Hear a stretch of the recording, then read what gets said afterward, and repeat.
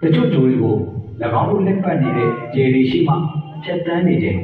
ကျေရဲ့အလင်းရောက်ကိုကာစီးမိလိုက်တဲ့အတွက်အယောင်ဝင်သွားစင်မှာတွေ့ရှိခဲ့တာဖြစ်ပါတယ်။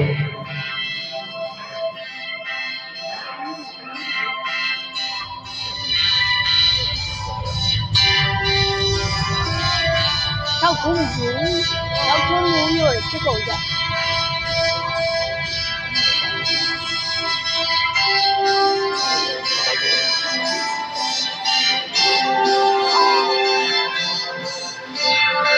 好了，变了，那后来不用嘛变。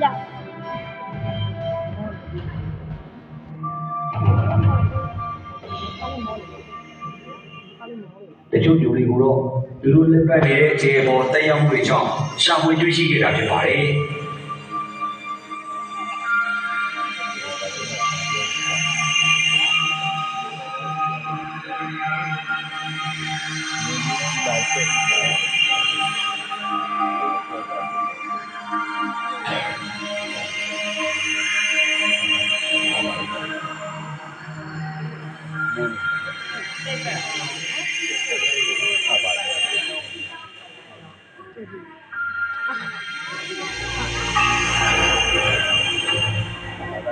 ကမ္ဘာပေါ်ကအကောင်းဆုံးနက္ခတ္တရလေ့လာရေးစခန်းကြီးဖြစ်တဲ့ချီလီနိုင်ငံရဲ့ ESO ရဲ့ Warina Telescope VLD လိုမျိုး telescope တွေဒါမှမဟုတ် Hubble Alpha Telescope တွေနဲ့ဆိုရင်ဂျိုးကိုတိုက်ရိုက်မြင်တွေ့နိုင်မှာဖြစ်ပြီးဒါတွေဟာ20အစောပိုင်းကာလတော့မ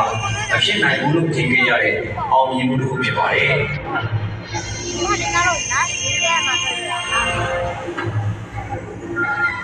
။那后来。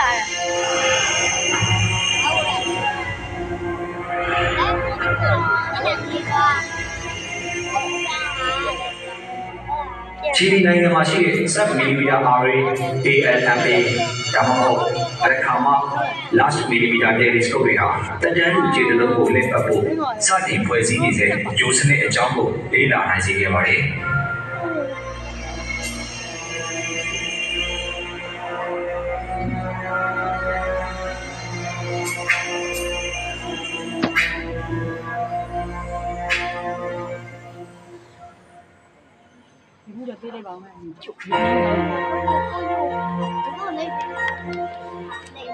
ခမီလာအာကာသတယ်လီစကုပ်လိုမျိုးအာကာသတွေကအစွမ်းတက်ကိရိယာတွေဟာအလွန်သိကျတဲ့တိုင်းတာမှုတွေကိုလှုပ်ဆောင်နေပါတယ်။အဲဒီကိရိယာတွေကလည်းပြင်ပဂျိုးစနစ်အရေးအတွက်အများကြီးကိုရှာဖွေနိုင်ဖို့ကူညီပေးခဲ့ကြပါတယ်။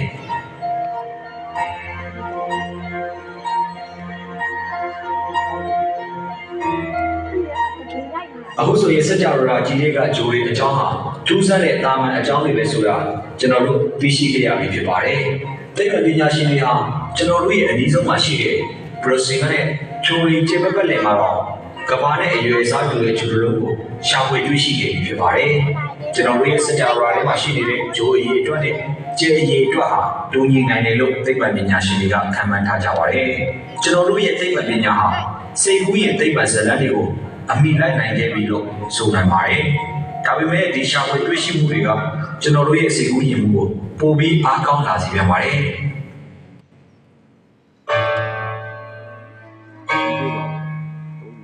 Kyo satellite လိုမျိုးအသစ်တိစောက်ထားတဲ့အထူးပြု telescope တွေဟာအရှင်ကရှာဖွေတွေ့ရှိထားတဲ့ပြင်ပဂျိုးအဖွဲ့အစည်းစနစ်တွေကိုပုံမူနီးကပ်စွာလေ့လာနေရရှိပါတယ်။ဒီလိုလေ့လာခြင်းဟာ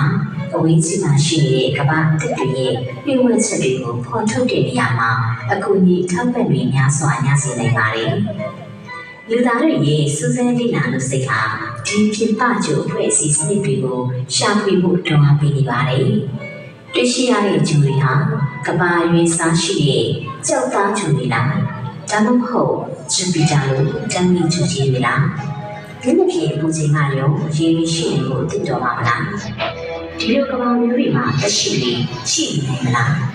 ကျမတို့ဘာမှမမြင်ရတဲ့အတိုင်းတူညီမှုတွေရောရှိမလား Cube ဆိုတာက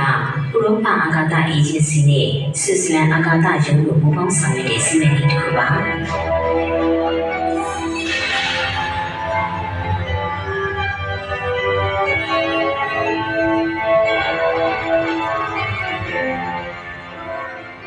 ဒီမရှင်ဟာ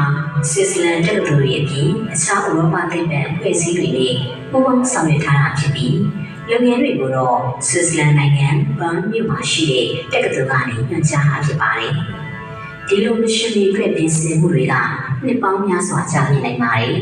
။ခီရိုစီမံကိန်းဟာဂျိုရီကျေရှိကထက်သန်နေချိန်ချင်းရဲ့အနည်းရောက်ကိုမှီသွားတာကိုလေ့လာတဲ့စီမံကိန်းဖြစ်ပါတယ်။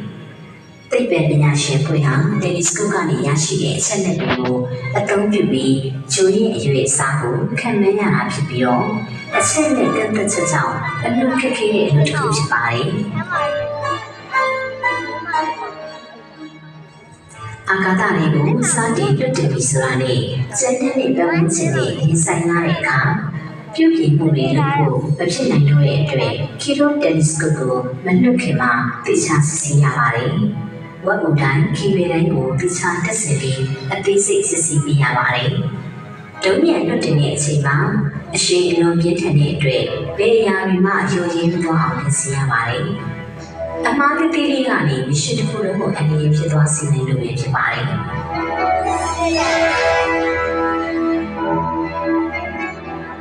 ခီရိုရဲ့ထိန်းချုပ်ခန်းကတော့ဂျနီဗာတက္ကသိုလ်မှာရှိပြီးတော့ပြင်ပကျိုဖွဲ့စည်းသူတွေတနာအတွက်ကမ္ဘာထိပ်တန်းဖွဲ့စည်းတစ်ခုဖြစ်ပါတယ်။အဲဒီတက္ကသိုလ်မှာသိပ္ပံလုပ်ငန်းတွေအားလုံးကိုပြည်နိုင်ဆောင်ရွက်ပြီးတယ်လီစကုပ်ကိုထိန်းချုပ်ပါတယ်။ကျွန်တော်တို့ကမ္ဘာလို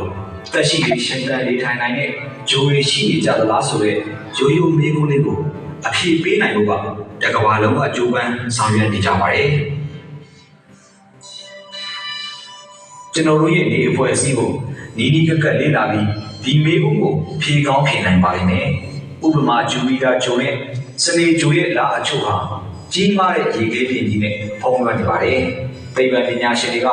၎င်းရေခဲပြင်ကြီးအောက်မှာတက်ရှိတွေရှင်သန်မှုထောက်ပံ့ပေးနိုင်တဲ့ရေသမုဒ္ဒရာကြီးရှိနေတယ်လို့ယူဆထားကြပါတယ်။ဒါကြောင့် NASA ရဲ့ကလာမီယိုစူးစမ်းရေးပြင်ဟာဂျူပီတာဂျိုရဲ့လာဖြစ်တဲ့ဥရောပကိုပုံပုံဒီကက်စွာလေ့လာကြည့်တဲ့အခါမှာသိပ္ပံပညာရှင်တွေကဥရောပရဲ့မျက်နှာပြင်မှာရှိတဲ့ရေခဲပြင်ကြီးမှာ